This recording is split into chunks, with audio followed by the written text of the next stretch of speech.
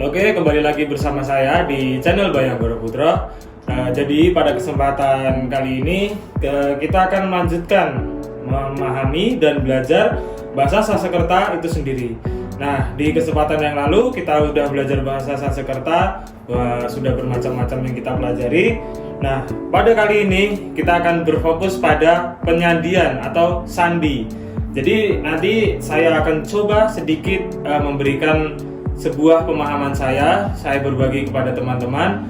Nah, saya akan berikan apa itu sandi, lalu bagaimana tata cara penyandian di dalam bahasa Sanskerta itu sendiri. Jadi tanpa berlama-lama lagi, mari kita belajar bersama. Nah, oke. Jadi mari kita lanjut membahas mengenai penyandian di dalam bahasa Sanskerta itu sendiri. Jadi sebelum kita melanjutkan ke dalam tata cara penyandian di dalam bahasa Sanskerta, kita harus tahu terlebih dahulu apa sih itu pengertian dari penyandingan di dalam bahasa Sanskerta. Jadi di dalam buku ini dijelaskan penyandian itu adalah penggabungan antara akhiran dan awalan. Jadi sandi itu digunakan untuk penggabungan antara akhiran dan awalan. Di sini saya sudah beri sedikit contoh. Nah, di sini ada Buddha, lalu ada Avalokitesvara. Nah, jadi di dalam Buddha ini yang berakhiran A itu kita ambil sebagai akhiran. Nah, di dalam Avalokitesvara, A di depan huruf atau di awal kalimat itu sebagai awalan. Jadi di sini kan terdapat Buddha yang berakhiran A dan Avalokitesvara yang berawalan A.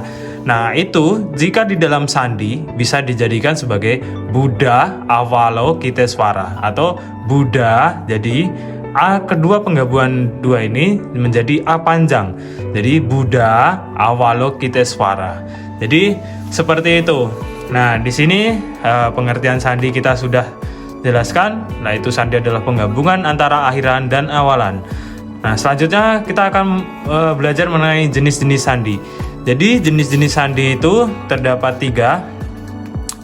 Ralat terdapat 2. Jenis sandi yang pertama adalah eksternal sandi. Eksternal sandi yaitu berfokus pada perubahan-perubahan awalan dan akhiran dari sebuah aksara. Lalu yang kedua adalah internal sandi, yaitu suatu kaidah yang mengaplikasikan huruf akhiran dan akar kata kerja. Lalu dan akar kata benda yang diikuti dengan akhiran. Nah, di sini kaidah penyandingan baik internal sandi dan eksternal sandi memiliki kaidah penggabungan yang sama.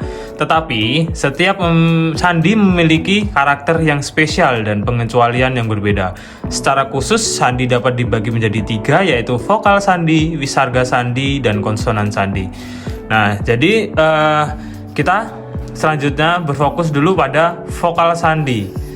Nah, jadi vokal sandi adalah sebuah kalimat awal yang diakhiri dengan akhiran vokal. Nah, di sini terdapat contoh. Yang pertama adalah Sita Udakam Icati menjadi Sito Udakam Icati.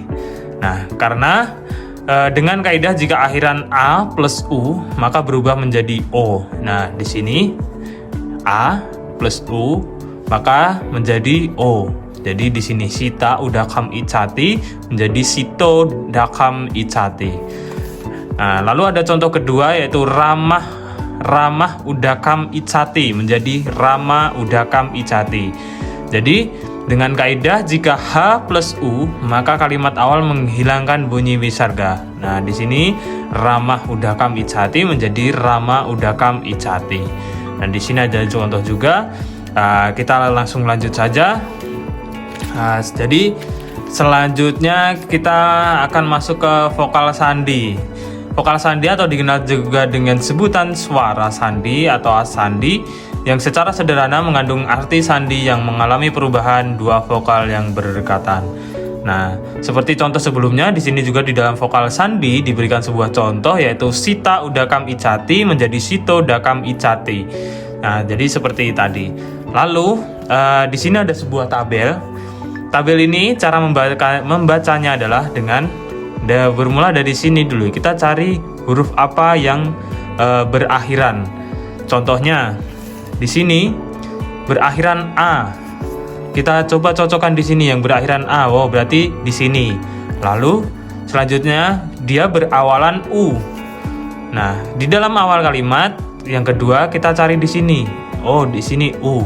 Jadi cara penggabungannya atau cara menjadikan satu tadi kan yang akhir kalimat A.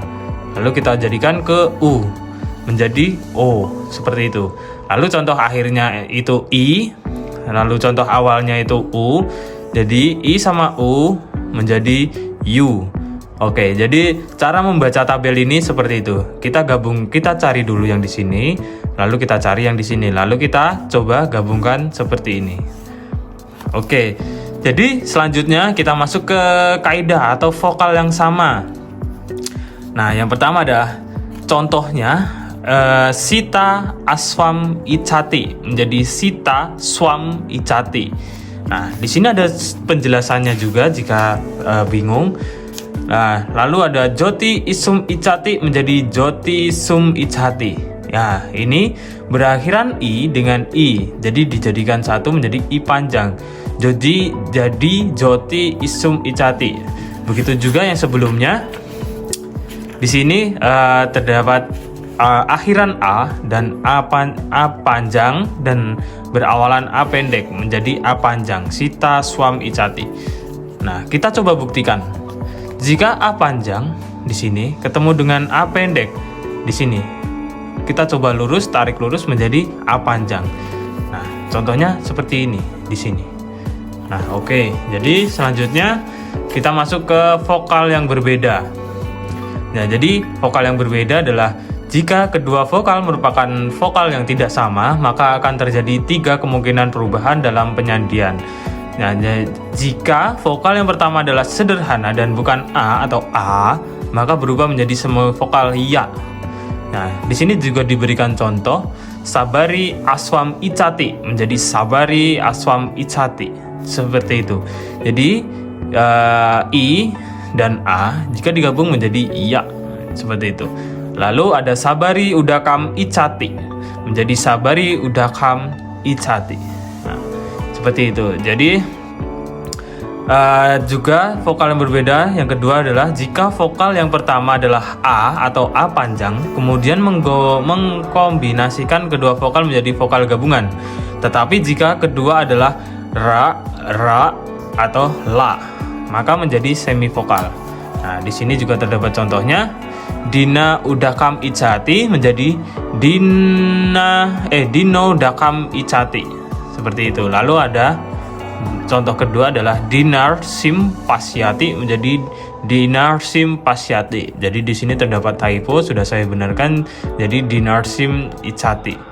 Nah, seperti itu. Lalu dalam vokal yang berbeda yang ketiga itu terdapat jika vokal pertama adalah gabungan vokal atau I, O, au, maka berubah menjadi I, auf dan af secara berurutan. Nah, di sini saya sudah berikan sedikit cara gampangnya. Jadi itu menjadi I itu menjadi I, O menjadi auf dan auf menjadi af. Ini ralat, maaf. Ini au menjadi af.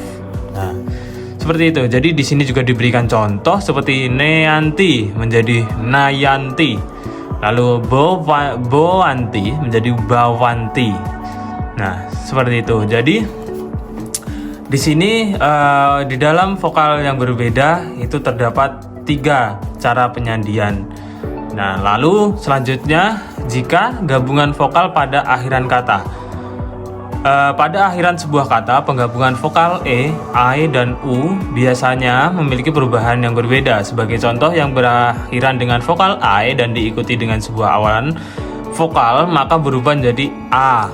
Ini A panjang. Oke. Di sini juga terdapat penjelasan dan sebuah contoh.